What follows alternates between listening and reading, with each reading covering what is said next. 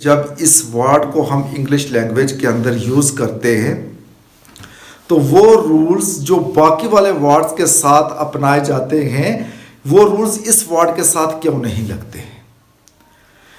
अब आप गौर से देखिए, जस्ट ये वर्ड है हमारे पास WHO वू, जिसका मीनिंग होता है कौन या कौन सा। ये WH फैमिली से बिलोंग करता है।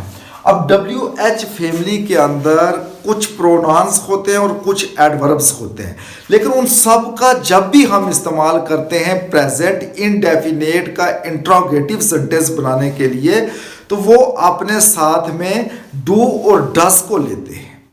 और वही वर्ड जब हम पास्ट इंडेफिनेट के इंट्रोगेटिव सेंटेंसेस बनाते हैं वहां वो डिड को लेते हैं। मगर ये एक खास वर्ड है जो डू, डस और डिड के साथ यूज नहीं होता है। इवन दो कि बहुत से बच्चे गलती भी कर जाते हैं इसका यूज करते हुए। बच्चे ये चीज सोचते हैं कि जिस तरीके से वो वर्ड्स डू, डस और डिड के साथ यूज होते हैं इसको भी इसी तरीके से करना है, लेकिन इस तरीके से हम इसका यूज नहीं कर सकते। और आज की मेरी ये जो वीडियो है इसमें मैं इस चीज को क्लियर करूंगा कि वो के साथ हम हेल्पिंग वर्ब डू, डस और डिड का यूज नहीं कर सकते। और ये वर्ड यूज भी होता है क्वेश्चन पूछने के लिए। जैसे हम किसी को पूछते हैं उसे कौन मारता है, गाड़ी कौन चलाता है, स्कूल कौन जाता है, मैच किसने, जिस तरीके के सेंटेंसेस हम इस प्रोनाउन से बनाते हैं। लेकिन यहाँ पे हेल्पिंग वर्ब इसके साथ यूज नहीं होता है। अब दूसरे वर्ड्स देखिए, जैसे हम व्हाट से लिखते हैं तो ये देखिए, व्हाट डज ही राइट, वो क्या लिखता है।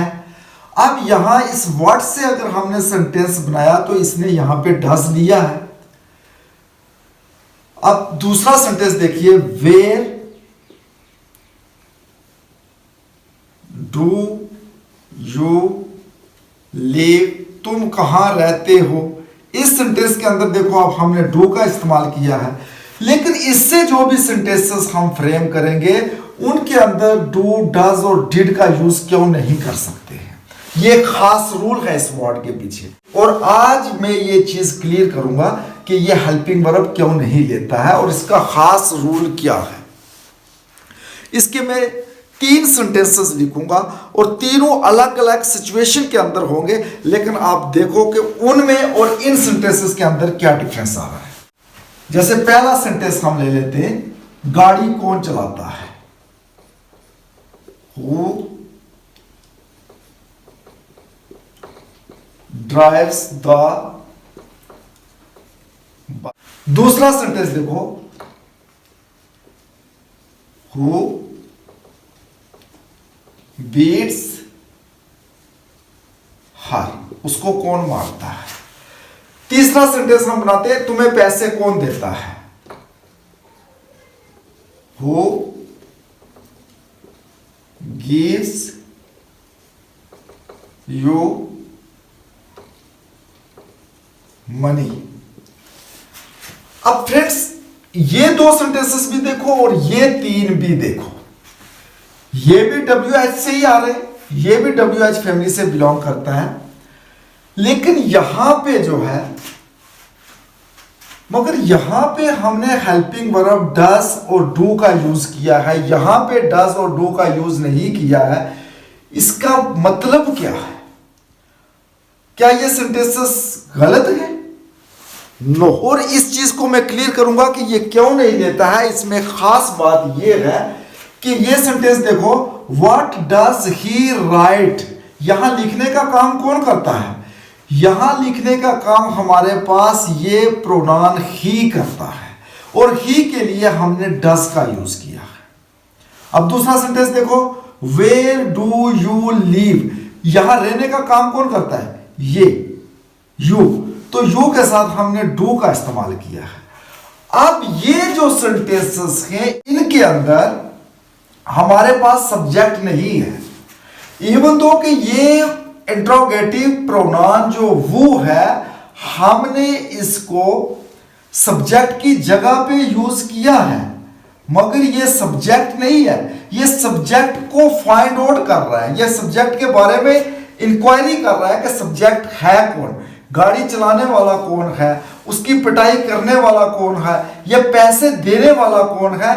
ये सब्जेक्ट इन सेंटेंसेस के अंदर मौजूद नहीं है। अगर सब्जेक्ट सेंटेंस के अंदर मौजूद नहीं है तो हम डू और डस किसके लिए लगाएंगे। यहाँ पे बात तो ये भी सोचने वाली है, अगर यहाँ पे ही है तो इसने डस लिया, यहाँ पे यू है तो इसने डू लिया, यहाँ पे हमारे पास सब्जेक्ट है ही नहीं है। ये जो हर है ये इसका ऑब्जेक्ट है, ये यू जो है इसका ऑब्जेक्ट है, बस ऑब्जेक्ट है, सब्जेक्ट इन सेंटेंसेस के अंदर नहीं है हमारे पास। इसकी मैं कुछ और एग्जांपल्स देता हूं और उसके बाद मैं आपको क्लियर कर दूंगा इस प्रोनाउन और बाकी वाले प्रोनाउंस के अंदर क्या फर्क होता है। और ये मैक्सिमम ये चीज देखी जाती है किसके अंदर, in present indefinite, past indefinite के जब भी हम इंट्रोगेटिव सेंटेंसेस बनाते हैं तो वहां पे हम ये डू, डज और डिड का यूज इस प्रोनाउन हु के साथ हम नहीं यूज कर सकते हैं। हु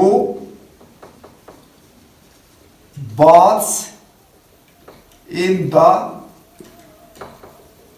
रिवर, दरिया में कौन नहाता है। आपको इंग्लिश कौन पढ़ाता है, तो इस तरीके से बनाओगे, हु टीच यू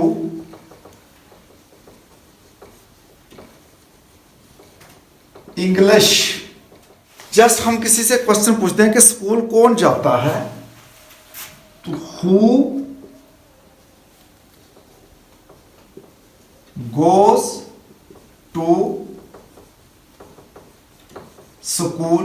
सभी सेंटेंसेस के अंदर आप देखो कि यहां पे हेल्पिंग वर्ब का यूज नहीं हो रहा है, क्योंकि यही सेंटेंस आप जरा गौर से देखो, स्कूल कौन जाता है, वो जो जाने वाला है उसके बारे में हमें पता नहीं है, हम किसी और से पूछते हैं। ऑब्जेक्ट हमारे पास है कि जो इस जगह पे जाता है, लेकिन जो जा रहा है उसके बारे में कुछ पता नहीं है।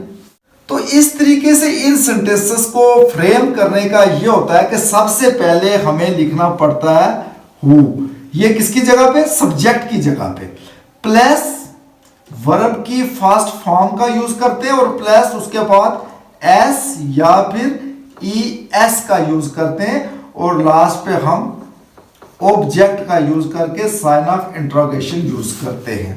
यही फार्मूला जो है इस प्रोनाउन के लिए प्रेजेंट इंडेफिनेट के इंट्रोगेटिव सेंटेंसेस फ्रेम करने के लिए यूज किया जाता है। अब यही सेंटेंसेस अगर हम पास्ट में बनाते हैं तो पास्ट में ये सेंटेंस अगर लेके जाते हैं, इसका मीनिंग है वो क्या लिखता है। इसको अगर पास्ट में लेके जाएंगे तो हम बनाएंगे उसने क्या लिखा, तो हम इस तरीके से बनाएंगे, व्हाट डिड ही राइट, उसने क्या लिखा। अब यहां पे जो डस था उसकी जगह इसने यहां पे डिड लिया है। अब दूसरा सेंटेंस, तुम कहां रहते हो, तो हम इसको ऐसे करेंगे, वेयर डिड यू लीव, तुम कहां रहे। पास्ट इंडेफिनेट का इंट्रोगेटिव सेंटेंस को जब भी फ्रेम करते हैं तो वहां पे डिड का यूज किया जाता है, लेकिन इन सेंटेंसेस को वहां पे हमने इस तरीके से बनाना है, हु ड्राइव्स द बस, बस कौन चलाता है। अब इसको हम बनाएंगे बस किसने चलाई, तो इस तरीके से बनाएंगे, who drove the bus, who beats her, उसे कौन मारता है, उसे किसने मारा। अगर हम पास में लेके जाते हैं तो who beat her, तुम्हें पैसे किसने दिए। अब हमने ये बनाना है, who gave you money, दरिया में कौन नहाया, who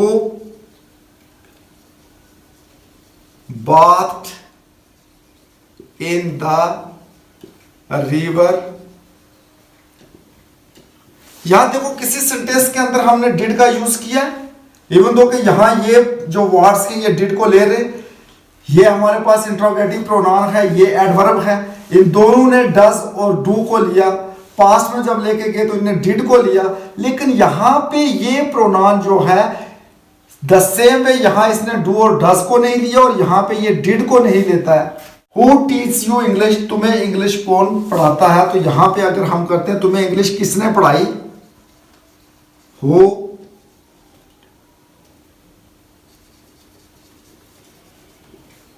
taught you इंग्लिश। कौन स्कूल जाता है, अब हमने इसका बनाना है कौन स्कूल गया, हु went to स्कूल।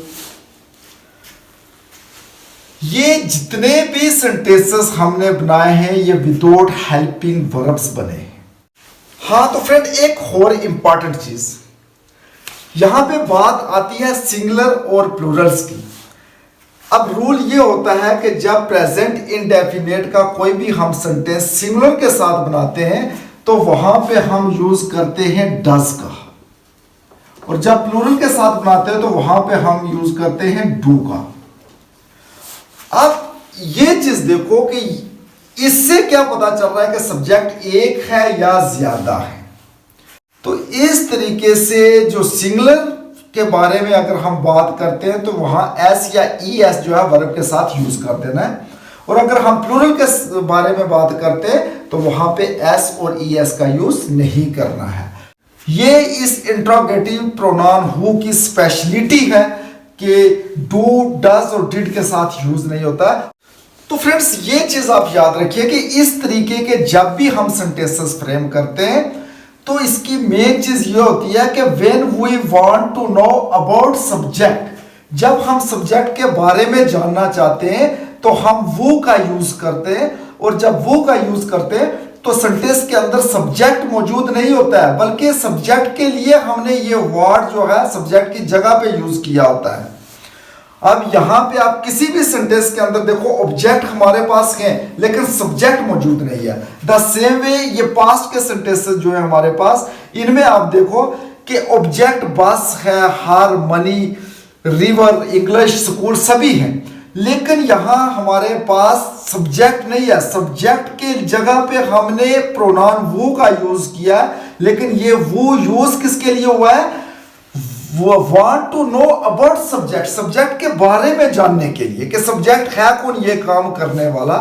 तो this is the way this interrogative pronoun वो जो है ये एक अलग तरीके से यूज किया जाता है प्रेजेंट और पास्ट के इनडेफिनेट सेंटेंसेस जब बनाते हैं, और वो भी स्पेशली इंट्रोगेटिव। आई होप कि अब आपको इस चीज़ के ऊपर कोई डाउट नहीं रहा होगा। मैक्सिमम स्टूडेंट्स कहते हैं कि सर इसके साथ डू डज लगता है, लेकिन ऐसी सिचुएशन के अंदर हम इसके साथ डू डज का यूज नहीं करते, ये डायरेक्ट सब्जेक्ट के बारे में इंक्वायर करता है। आई होप कि आपको मेरी ये वीडियो अच्छी लगी होगी, and at the end of my this video once again I say please watch, like and subscribe my channel. My channel name is Akhtar Rasool. Thanks for watching.